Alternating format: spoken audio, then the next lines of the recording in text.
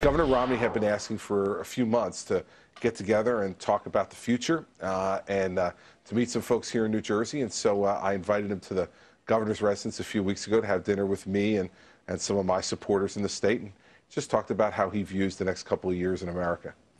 He talked about running for president? He said he was giving it some thought, but he hadn't made a final decision yet. Did he talk, if he did, if he would have you run with him? No, that did not come up. At all? No. Really? Nope. Okay, so you're not going to tell me anything more about the dinner? That's about it. I mean, it was friendly conversation. Governor Romney laying out, what he thinks the issues and the problems are in the country right now. And do you think he's the front runner? It's hard to tell. I think it's a very wide open field. I really do. And I don't think, first of all, no one's declared in the race yet. Well, your friend Mitch Daniels polls well in some of these. Listen, and Mitch has a great story to tell about what he's done in Indiana and has private sector experience from his years at Eli Lilly. And so he's got a very compelling story, as do a number of the other candidates. But I think it's really wide open right now. I wouldn't say there's any front runner. The reason why I ask, I know you ask this all the time, Governor, so just add me to the long list, that there was one political columnist who wrote, I'm sorry I forget the name, said that you would make a more compelling case running for president in 2016. By then you would have either proven or disproven this New Jersey miracle thing. I'm sure you hope proven it. And assuming in this case, this writer was saying the president is reelected, the Republicans would flock to you. Well, who knows? I mean, that's what, 5 years from now? I mean, who knows what life's going to be like 5 years from now? And I have a job to do over the next 3 years here in New Jersey to make things happen here and to continue to build on the momentum we have. I have to decide whether to seek re-election in New Jersey in 2013 to another term, and if I did, would I get re-elected? There's all kinds of variables that will happen between now and then. But do you think it makes a more compelling case to wait out to see whether you succeed here? I don't know whether that's it, or really it's, do you feel ready? And as I've said many times before, I think if you're going to run for president of the United States, you have to feel both in your mind and in your heart that you are ready. And I'm not running for president because I don't feel I'm ready. You already have more experience now than Barack Obama did. I understand it, and I also understand that people will say that there's great opportunity here because the field is wide open for someone like me to run, but I don't think those are the reasons you run, because you might have more experience than someone else or because there might be great political opportunity. I think the job is much too serious, and you have to look inside yourself and say, am I ready for this? And I know, believe me, I have political advisors who say to me, oh, gee, don't say that, don't say you're not ready. But in my heart, that's what I really believe, that I'm not ready to do something like that. I don't know if I ever will be, but I know I'm not right now, and I know what I want to do right now is to be the governor of New Jersey, and I love my job, and I love doing it every day. So, it's great to be asked, and it's very flattering, but I know who I am. What do you think of the media obsession with you? Geez, I don't know if it's an obsession. I think there's an interest in the fact that I kind of say things very plainly. I think more than anything else that it's based on the way I say things and the things that we've accomplished so far. We have some really concrete accomplishments. 9% decrease in state spending, real dollar over dollar, year over year state spending, cap on property taxes, vetoing a large income tax increase, cutting corporate business taxes, all in 1 year. I think people see that you're doing these things in this economy. They're intrigued by that. And listen, I have a very plain way of speaking, and I think that people like, for once, to listen to a politician who doesn't fog them over when they're talking, but just says it as very plainly. And sometimes that might get me a little bit of trouble, but I'm happy to live with the upside. Because I want to know why you waste your time going on MSNBC.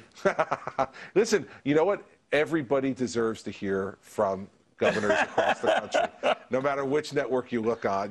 I love being on Fox. I love being with you, but I also love going on MSNBC every once in a while. Well, what I like, you don't hold grudges with anyone. No. Which is interesting.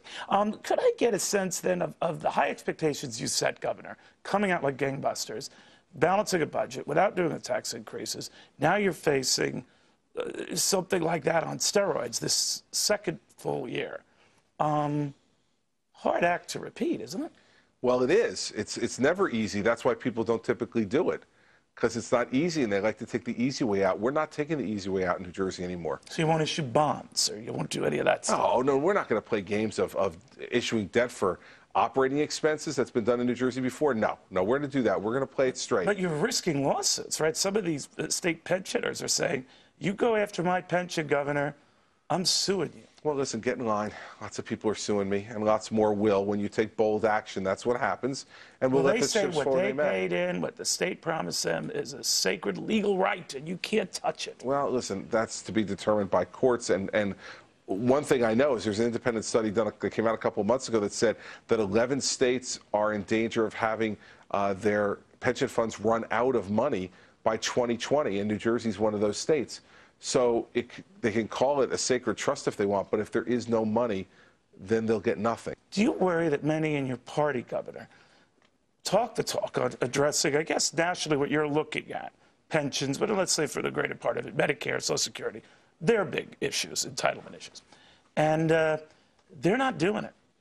Oh, listen, I was very clear, and I was on your program during the campaign last fall, and I said this is put up or shut up time for the Republican Party.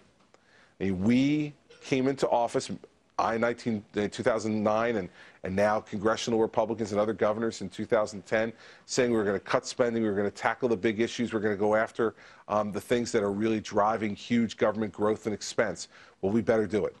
And we're doing it in New Jersey. I mean, you know, I've laid out a plan to raise the retirement age, eliminate COLAs, increase employee contributions to make pensions more solvent, increase the amount employees pay for their health insurance to make that fund more solvent. They're very analogous to Social Security and Medicare on the federal level. We're doing the tough things that need to be done. Does it make you anxious? I saw one of these YouTube exchanges. It popped up on YouTube, Governor. I think with a policeman who was saying that he can't afford, because you put a 2% cap on increases, he can't afford what you're telling him to kick in for health care. And I think you said something about, well, that's what we all do, find a way. We're going to make choices. But he's a policeman. Yeah. Any angst there? No. He's a public employee, and I honor what police officers do. I do, and I honor the fact that they put their lives on the line to keep us safe. But that does not mean that we can set up two classes of people in New Jersey, those who get big benefits and those who pay for them. And what I was saying to that police officer that day was, I understand you're upset. And I don't like being the guy who comes here when the party's over, but the party's over. And so maybe it means you don't get the Cadillac health plan that costs $24,000 a year if you're being asked to pay 30% of the cost and then you can't afford the $8,000. Maybe it means you get a less expensive health plan that's $16,000 a year, and maybe then you can afford 1/3 of that. But we can't afford it anymore. The taxpayers in New Jersey can't afford it anymore. Governor, on health care, it's really looking dicey now. A judge has essentially said the whole forced coverage thing, it's unconstitutional, illegal. You're a pretty good lawyer in your own right. Where do you think this is going? How would it affect your state?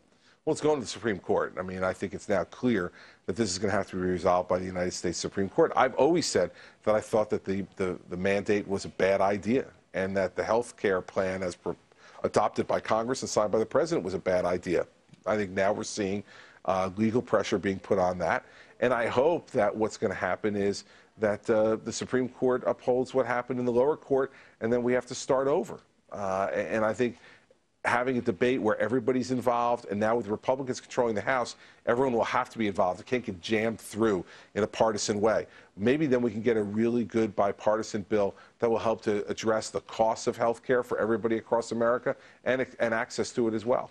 If I can ask you a personal question, Governor, recently you were invited to the White House state dinner for Chinese President Hu Jintao, and you were one of maybe two Republicans who showed up. John Boehner, the Speaker, declined. Mitch McConnell did not go with his wife, Elaine Chao. What did you think of that?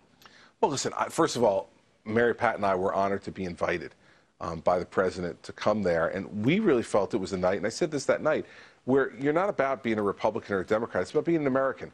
And China is an important country that we're going to have interaction with on a whole bunch of levels, and do have a lot of interaction with now. We need to be talking to each other. Well, how was the president to you? President Obama was fabulous. I mean, listen, we've gotten along just fine in terms of our personal relationship, and I don't mean to imply we have an extensive one. But were you surprised when you got the invite? A little bit, yeah, a little bit, but happy. It felt like this is great. It's great for New Jersey. So it wasn't like you sizing the place up? No, it was me going there to represent the great state of New Jersey and to have conversations with lots of really interesting and important people who were there. Did you talk to Barbra Streisand? We didn't speak. We had an incident with seats at the concert where Ms. Streisand and her husband were sitting in seats that were reserved for me and my wife. I heard. They were asked to move out. So we didn't actually have a conversation, but they were nice enough to get out of our seats and let us sit down.